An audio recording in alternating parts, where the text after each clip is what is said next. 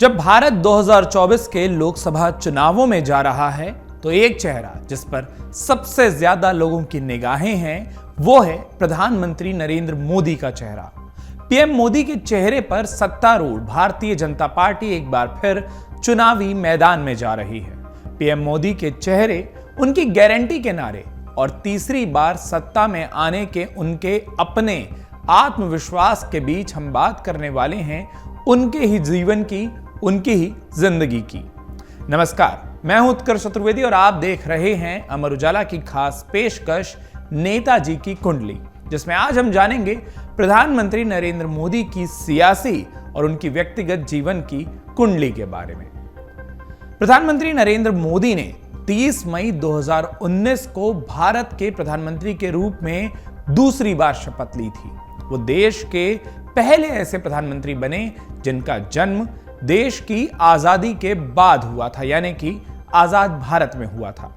अपने पहले कार्यकाल में प्रधानमंत्री नरेंद्र मोदी ने साल 2014 से 2019 तक 5 सालों तक का अपना कार्यकाल पूरा किया था और भारत के प्रधानमंत्री के तौर पर जिम्मेदारियों को संभाला था। अब वो अपने दूसरे कार्यकाल को भी पूरा कर चुके हैं और चुनावों में पार्टी उनके ही नाम, उनके ही चेहरे पर जा रही है। लेकिन कई लोगों को पता है कि नरेंद्र मोदी गुजरात से आते हैं। उनका जन्म 17 सितंबर साल 1950 को गुजरात के महेसाणा जिले के एक छोटे से शहर वडनगर में हुआ था। पीएम मोदी की माताजी का नाम हीराबेन मोदी और उनके पिता का नाम दामोदर दास मूलचंद मोदी था। नरेंद्र मोदी जिस वर्ग से आते हैं वो गुजरात में अति पिछड़ा वर्ग में माना जाता है, जो कि समाज के हाशिए पर पड़े वर्गों में से एक है। नरेंद्र मोदी का जीवन और खासतौर पर उनका बचपन एक बेहद गरीब लेकिन प्यार देने वाले परिवार में ही पला बढ़ा था। उसी में उनका बचपन पूरा हुआ था।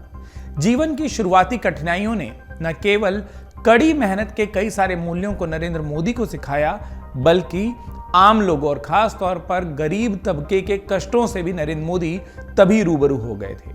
अक्सर अपने भाषणों में अपने बचपन का, अपने जीवन का जिक्र करने वाले नरेंद्र मोदी आम जन की गरीबी को बहुत कम उम्र में समझ चुके थे और उसके बाद जो हम आपको इस वीडियो में आगे भी बताएंगे कि जब वो देश के अलग अलग हिस्सों में गए, वहां पर काम किया, वहां पर भ्रमण किया, तो उन्होंने भारत को अपने तरीके से समझा, जिसका जिक्र वो बखूबी अपने भाषणों में और उनके उन अनुभवों का जिक्र, उनके उन अनुभवों से सीख एक तरीके से नरेंद्र मोदी के द्वारा संचालित, इस देश की सरकार द्वारा संचालित कई सारी योजनाओं में भी देखने को मिलती है। साल 1967 में अपनी स्कूली शिक्षा पूरी करने के बाद नरेंद्र मोदी ने घर छोड़ दिया था और वो भारत भ्रमण पर निकल पड़े थे।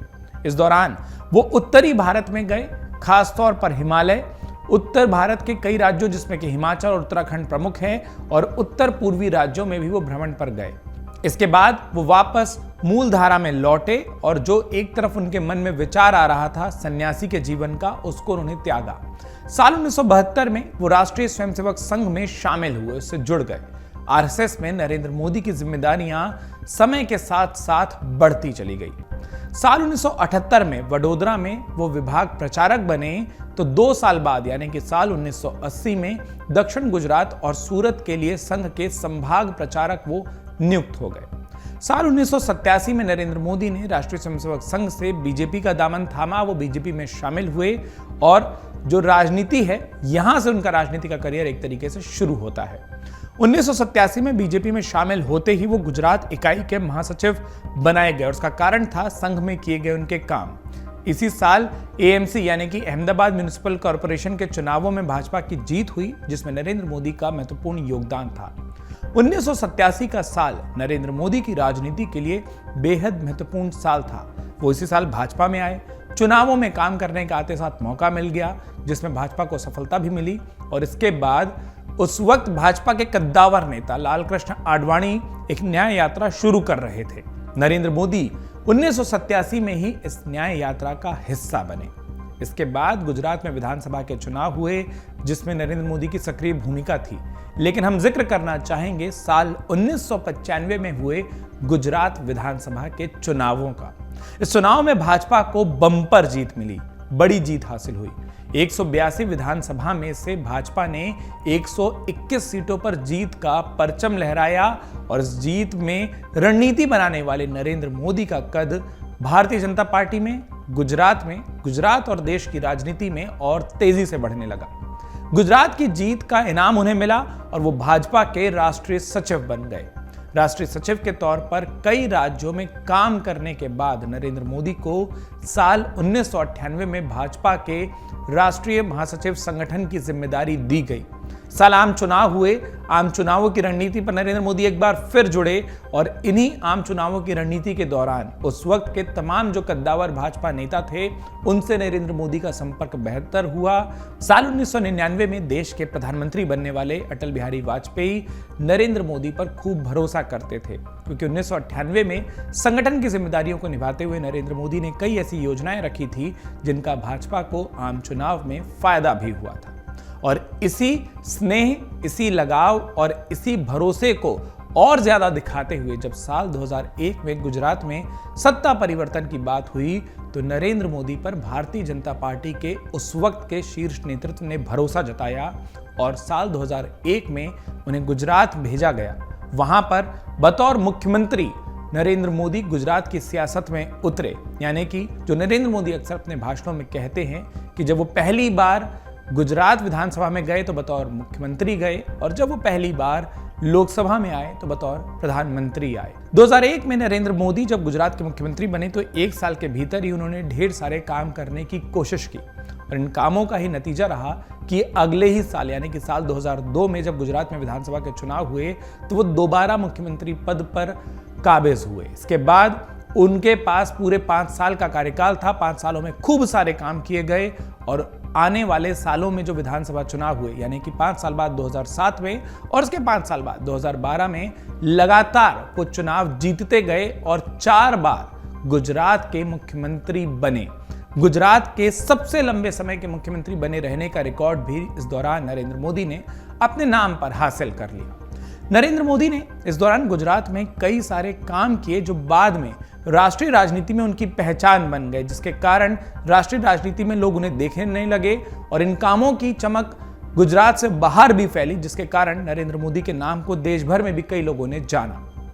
इन योजनाओं की बात करें तो इसमें से वाइब्रेंट गुजरात समिट की शुरुआत करना, ग्रामीण बच्चों को पढ़ाई से जोड़ना और पढ़ाई के लिए प्रेरित करना, गुजरात जैसे राज्य में उद्योगों को और ज्यादा बढ़ावा देना और सरदार वल्लभ भाई पटेल को सम्मान देने के लिए स्टैचू ऑफ यूनिटी परियोजना की शुरुआत करना ऐसे काम थे जिससे उन्होंने गुजरात को न सिर्फ गुजरात को विकास दिया, न सिर्फ गुजरात को तरक्की के रास्ते पर ले गए, बल्कि गुजरात की पहचान को गुजरात से बाहर भारत में और भारत से भी बाहर अंतर्राष्ट्रीय स्तर पर भी कई मौकों पर वाइब्रेंट गुजरात और स्टैचू ऑफ यूनिटी जैसी परियोजनाओं के कारण उन्होंने पूरे विश्व में गुजरात के नाम को आगे बढ़ाया।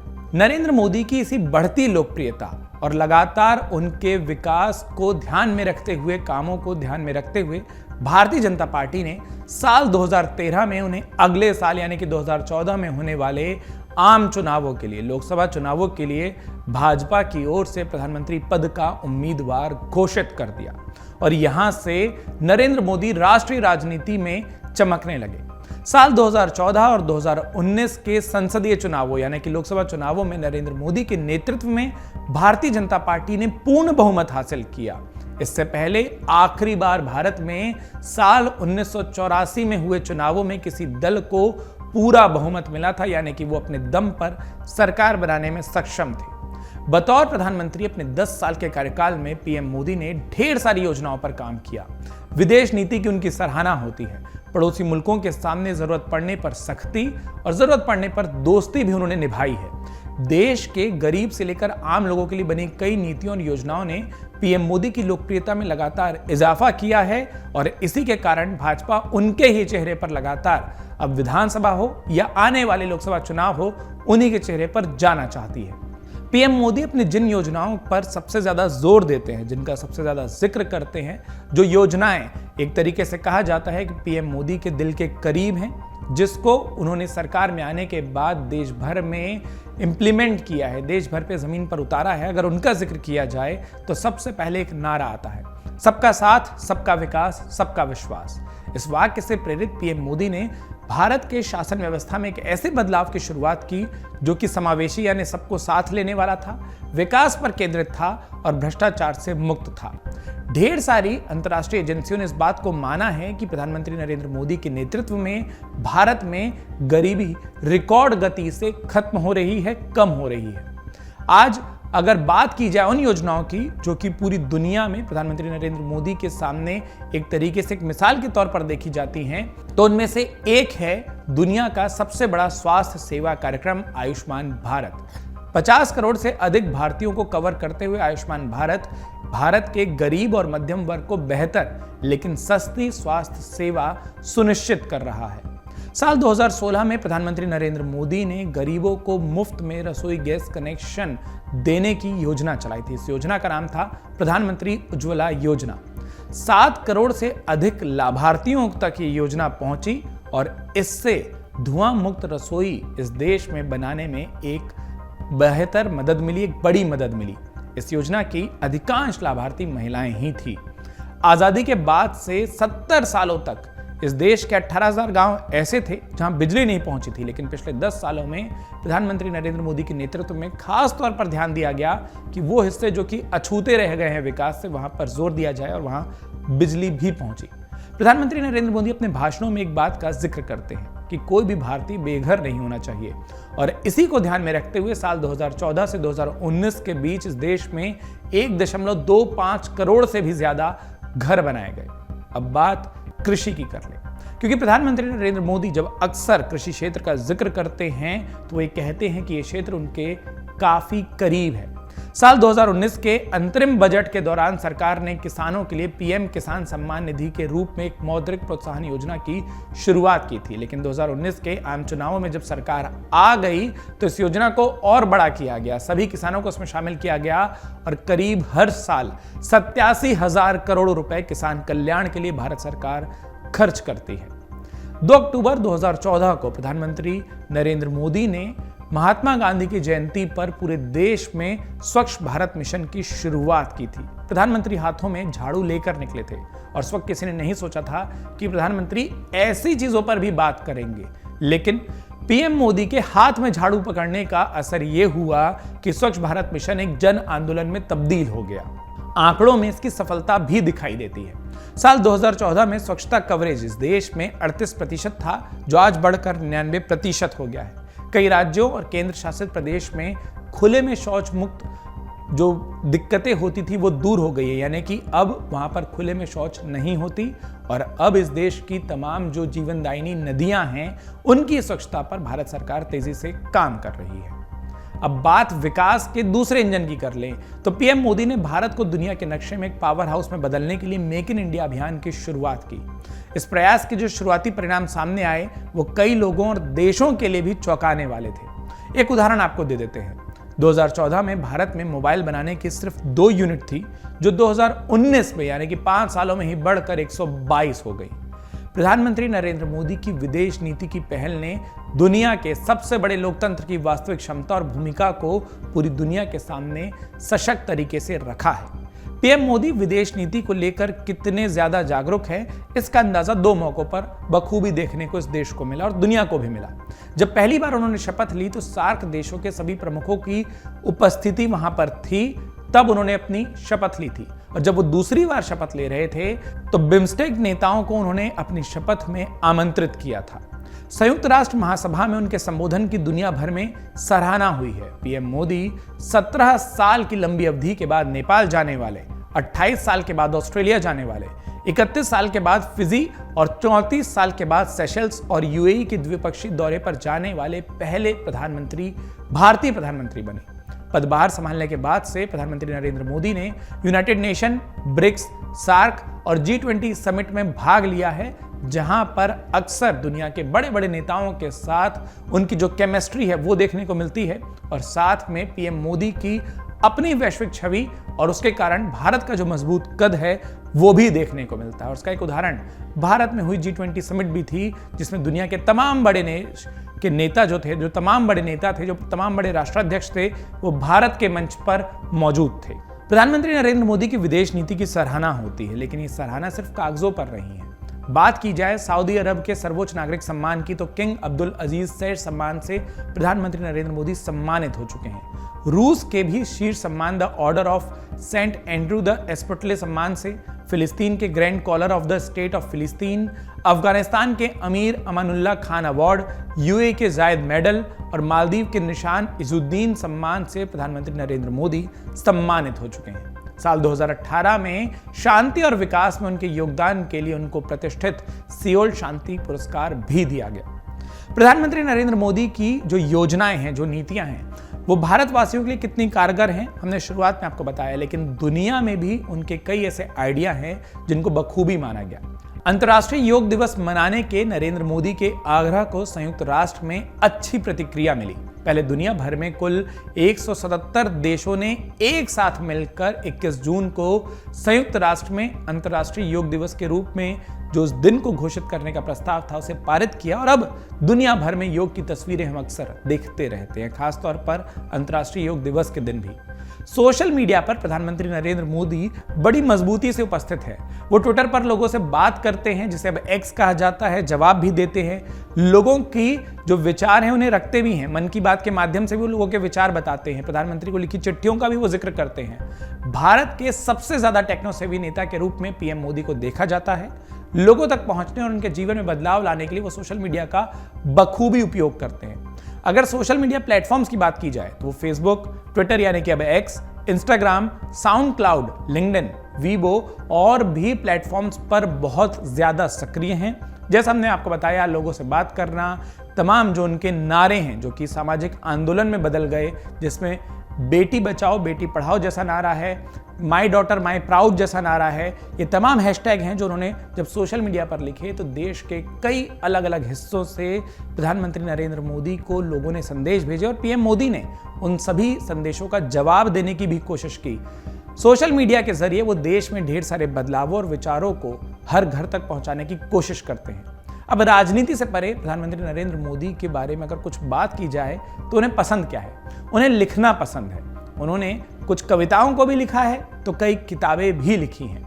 अपने दिन की शुरुआत वो योग से करते हैं और अक्सर लोगों को योग के लिए प्रेरित भी करते हैं। वो अपने वीडियो भी सोशल मीडिया पर डाल चुके हैं योग करते हुए, और वो हमेशा इस बात का जिक्र करते हैं कि इस पद पर यानी कि प्रधानमंत्री के पद पर काम करने के लिए उनके शरीर और दिमाग को मजबूत बनाने का काम योग करता है, और उनकी दिनचर्या जहां ढेर सारी गतिविधियां शामिल है वहां पर भी वो बड़े शांति भाव से अपने फैसले ले पाते हैं।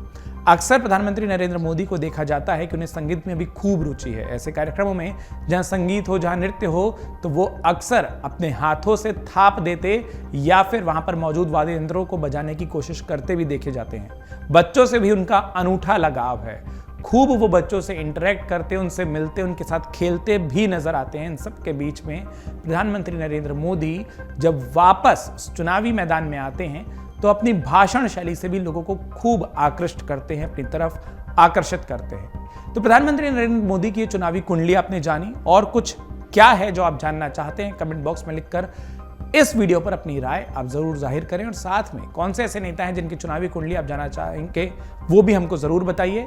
अमर उजाला को सब्सक्राइब करना बिल्कुल ना भूलें। अगर आप ये वीडियो YouTube पर देख रहे हैं तो हमारे चैनल को सब्सक्राइब करें और बेल आइकन को दबाना ना भूलें। अगर आप Facebook पर ये वीडियो देख रहे हैं तो हमारे पेज को लाइक करें।